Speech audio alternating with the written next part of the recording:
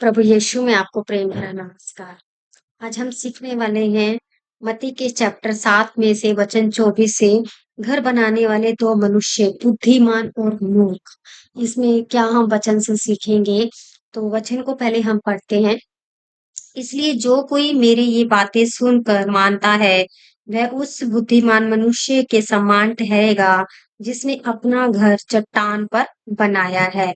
तो यहाँ पे परमेश्वर हमें ये बता रही हैं कि जो कोई मेरी आज्ञा को मतलब परमेश्वर की आज्ञा को मानता है और परमेश्वर के अनुसार चलता है, तो क्या है उसने कहाँ पे घर बनाया है? चट्टान पर। जितनी मर्जी आंधी आए, जितनी मर्जी तूफान आए, जितनी मर्जी तकलीफ आए, जितनी मर्जी परेशानियां आए, बीमारियां आए, वो कभी भी डगमगाएगा नहीं, क्योंकि उसका भरोसा किसके ऊपर है? खुदावन जिंदा जलाली परमेश्वर यीशु पे है, जिसने हमारे लिए अपने प्राण को त्यागा है, क्रूस पे मृत्यु को सहा है और हमें एक नया जीवन दिया है ना?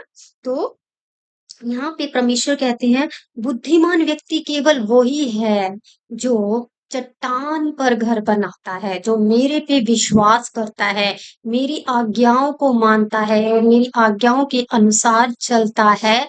वो ही एक बुद्धिमान व्यक्ति है। वो कभी भी किसी भी परिस्थिति में, किसी भी सिचुएशन में, जो मर्जी उसके जीवन में हो जाए, वो कभी भी डगमगाएगा नहीं, क्योंकि परमेश्वर खुदावन उसे अपने दाहिने हाथ से संभाले रहेगा। तो उसे डरने की, चिंता करने की, घबराने की, परेशान होने की जरूरत नहीं है, क्योंकि सारी तकलीफें परमेश्वर ने उसे से जो है ले ली है, अगर उसका विश्वास परमेश्वर पर है। और मेंह बरसा और बाढ़ें आई और आंधियां चली और उस घर से टकराई, फिर भी वह नहीं गिरा, क्योंकि उसकी नींव चट्टान पर डाली गई थी। तो जिसकी नींव जो चट्टान पर डाली गई, चट्टान क्या है? परमेश्वर का वचन, सत्य वचन। जब सत्य हमारे जीवन में आता है तो वो हमें क्या करता है? स्वतंत्र करता है, आजाद करता है हर एक चीज से, हर एक परेशानी से, क्योंकि परमेश्वर खुदावन पे जब हम भरोसा रखते हैं, उनकी शांति, उनका आनंद हर एक परिस्थिति में, हर एक बीमारी में, हर एक तकलीफ में, हर एक परेशानी में, हर एक जैसी कोई भी बाधा हमारे जीवन में आती है, रुकावट आती है, हमारा जॉब नहीं लग रही है या फिर हम लाइफ में सक्सेस नहीं हो पा रहे हैं, कईयों का बेबी नहीं हो पाता है, तो वो परेशान हो जाते हैं, कोई बीमारी की वजह से परेशान है। लेकिन अगर सच में जिंदा जलाली परमेश्वर का वचन उस मनुष्य के जीवन में है, तो कोई मर्जी परेशानी आ जाए, वो कभी भी डगमगाएगा नहीं, क्योंकि एक सच्चा वचन जो उसके जीवन में है, वो उसे पकड़े रहेगा, उसे गिरने नहीं देगा। उसकी चट्टान जैसे कि सीमेंट होता है और होती है एक मिट्टी। अगर कोई भी तूफान आएगा तो मिट्टी का घर जो है जल्दी से गिर जाएगा। झोपड़ी जो होती है कच्ची होती है, वो गिर जाती है हर एक तूफान में और उठ नहीं पाती है, मतलब एक तरीके का डिप्रेशन हो जाता है व्यक्ति को, है ना? अगर कोई भी छोटी सी बीमारी आ जाए, तकलीफ आ जाए, बड़ी भी आ जाए, तो लोग डिप्रेशन में चले जाते हैं, उठ नहीं पाते हैं, सोचते रहते हैं कि क्या होगा, कैसे होगा हमारी जिंदगी में। लेकिन जिसकी नींव, जब मकान अच्छे तरीके से बना होगा, अच्छी मजबूत ईंटों से, सीमेंट से, तो जो मर्जी तूफान आए, आंधी आए, तो वो मकान जो है स्थिर खड़ा रहेगा, उसमें पानी नहीं निकलेगा बारिश आने पे, और जो भी आंधी तूफान आएंगे वो एकदम से ढह नहीं जाएगा। तो सेम ऐसे ही अगर सत्य वचन हमारे जीवन में होगा परमेश्वर का, जितनी मर्जी परेशानियां हमारे जीवन में, हम डिप्रेशन में नहीं जाएंगे। चाहे बीमारी आए, चाहे परेशानी आए, चाहे कितनी भी बड़ी प्रॉब्लम क्यों ना आए, चाहे हम लाइफ में कितनी बड़े स्ट्रगल से क्यों ना गुजर रहे हो, अगर वचन है तो हम जिंदा है। मैं यहाँ पे अपनी एक छोटी सी टेस्टमनी शेयर करना चाहती हूँ। वो ये है कि जब शुरू-शुरू में वचन मेरे पास आया था, तो मैं बहुत डिप्रेशन में थी। मेरे पास कुछ भी ऐसा नहीं था कि मैं शरीर से तो चल रही थी, लेकिन आत्मा मेरी बिल्कुल मरी हुई थी। कई बार मैं सोचती थी कि मैं मर क्यों नहीं जाती हूँ, मेरा जीवन क्या है? कुछ भी नहीं है। लेकिन जब किसी के द्वारा मेरे जीवन में वचन आया और मैं सुनने के लिए जाती थी कहीं पर 10-15 किलोमीटर दूर, एक छोटे से बच्चे को लेकर, तो वहाँ पे मैं हील होती थी वचन के द्वारा, तो वचन जो है मेरे जीवन में जा रहा था जिसकी वज़ह से मुझे साँसें मिल रही थी एक्चुअली में। तब मेरी जो जीवन जो है, जो बचने शुरू हुआ, अगर मैं उस वचन को नहीं सुनती थी तो मुझे ऐसा लगता था कि मैं मर जाऊँगी अगर मुझे ये वाला भोजन नहीं मिला। तो उस भोजन ने मुझे इतना आत्मिक रूप से स्ट्रॉन्ग किया, मुझे मृत्यु से बचाया, मुझे गलत चीज़ों से बचाया। हो सकता है उस समय मैं गलत रास्ते पे चली जाती, गलत संगति में चली जाती और मर भी सकती थी। लेकिन परमेश्वर ने अपना बीज मेरे अंदर बो के मुझे उस मृत्यु काल से, उन गलत चीज़ों से निकाला और मुझे जीवित रखा। तो जो चट्टान था, वो मेरा खुदावंद जिंदा जलाली परमेश्वर था, जिसकी वजह से आज मैं यहाँ पे बैठी हूँ और आपके लिए ये वीडियो बना रही हूँ, क्योंकि परमेश्वर मरे हुओं को उठाने वाला परमेश्वर है। तो हम कभी गिर नहीं सकते हैं, क्योंकि हमें पता है कि परमेश्वर हमारा जिंदा जलाली हर पल हमारे साथ है। वचन मत्ती के चैप्टर 1 में लिखा है इम्मैनुअल। इम्मैनुअल का मीनिंग है परमेश्वर हमारे साथ है। जब परमेश्वर हमारे साथ है तो हमें किस चीज़ का डर, किस चीज़ का भय, सब कुछ हमारे लिए खुदावन करेंगे।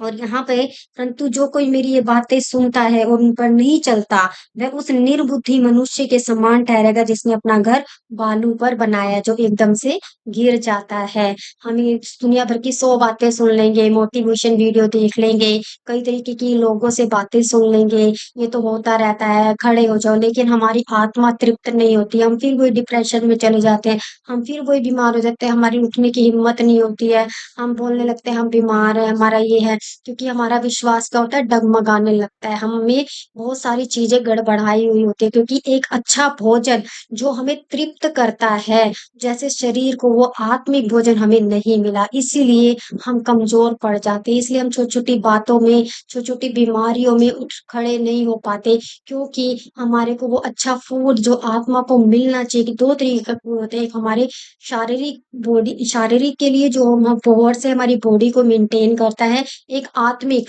जो हमारी अंदर आत्मा को हमारे को मेंटेन करता है। अगर वो अच्छा फूड नहीं मिलेगा तो ये शरीर भी नहीं चल पाएगा। तो दोनों फूड का मिलना, और वो भी अच्छे वाला फूड, हर एक प्रोटीन, विटामिन उसमें हो, आत्मिक में भी एक सच्चाई प्रकट हो, जिससे वचन जो हमें जिंदा करता है। अगर हमारी आत्मा जिंदा है तो हमारा शरीर भी पूर्ण रूप से हष्ट-पुष्ट होगा, हेल्दी होगा। नहीं तो हमारा शरीर भी हेल्दी नहीं हो पाएगा, चाहे हम जितना मर्ज़ी खाने की कोशिश करें, वो खाना भी हमसे जितना भी स्वादिष्ट हो, खाया नहीं जाएगा, क्योंकि परमेश्वर का वचन, आत्मिक भोजन जो हमें तृप्त करता है, वो हमारे जीवन में नहीं होगा तो हम लाइफ़ को अच्छे से जी नहीं पाएँगे, शांति का जीवन नहीं होगा एकदम से। तो वो निर्बुद्धि मनुष्य है, जो परमेश्वर के वचन को ग्रहण नहीं करता और इधर-उधर भाग रहा है, लोगों की बातें सुन रहा है, लेकिन एक सच्चाई को अपने जीवन में आने नहीं देता है और उसे किसी न किसी तरीके से, बहाने से टाल देता है। और मेंह बरसा, बाढ़ें आईं और आँधियाँ चली और उस घर से टकराई व गिरकर सत्यानाश हो गई। तो जब सच्चा वचन नहीं होगा, आत्मिक अच्छा भोजन हमें प्राप्त नहीं होगा, तो किसी भी परिस्थिति में, बीमारियों में, कुछ मर्ज़ी आ जाए, वो हम गिर जाएँगे, फिर हम उठने के लायक नहीं रहेंगे, हर पल चिंता करते रहेंगे, सोचते रहेंगे, मन परेशान रहेगा, मन में शांति नहीं होगी, आनंद नहीं आएगा और हम कहेंगे, और दूसरों की बातों में आके हम एक-दूसरे के साथ डिस्कशन ही करते रह जाएँगे, चुगलियाँ ही करते रह जाएँगे, लेकिन कहीं सॉल्यूशन हमें नज़र नहीं आएगा, क्योंकि सॉल्यूशन केवल एक जगह है, वो है प्रभु यीशु के पास, जीसस क्राइस्ट के पास, क्योंकि सच्चा आनंद केवल वो ही दे सकते हैं, सच्ची खुशी वो ही दे सकते हैं, सच्ची शांति वो ही दे सकते हैं, क्योंकि उन्होंने अंधकार में एक ज्योति को चमकाया है, और जब हम अंधकार से प्रकाश में आते हैं, तभी हमारा जीवन सेफ होता है। और जब यीशु ने ये बातें कह चुका, तो ऐसा हुआ कि भीड़ उसके उपदेश से चकित हुई, क्योंकि वह उनके शास्त्रियों के समान नहीं, परंतु अधिकारी के समान उन्हें उपदेश देता था। जो प्रभु यीशु जो थे, सबको ये बताते थे, ऐसे दृष्टांत में बताते थे कि या स्टोरी के रूप में बताते थे कि ऐसा है, और फिर उनके मीनिंग भी बाद में उनको एक्सप्लेन करते थे। और इसमें बताते थे कि वो जो लोग उनकी बातें सुन रहे थे, तो उन्हें लगता था कि ये कोई कौन है? अधिकारी है, मतलब परमेश्वर ही है जो हमसे इतनी बातें कर रहा है और सच्ची बातें कर रहा है। सचमुच वचन जो है, वचन ही परमेश्वर है।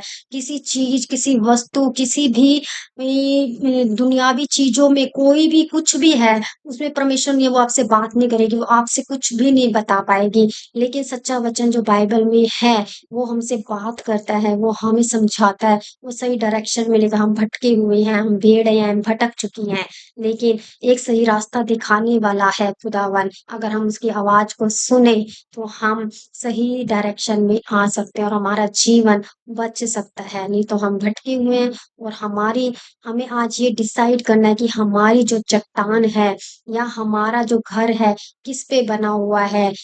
चट्टान पे बना है या फिर हमारा जो घर है कच्ची मिट्टी से बना हुआ है, जो किसी भी परिस्थिति में गिर जाता है, चिंता में डूब जाता है, आनंद में नहीं रह पाता है, शांति में नहीं रह पाता है, बीमारी में भी गिर जाता है।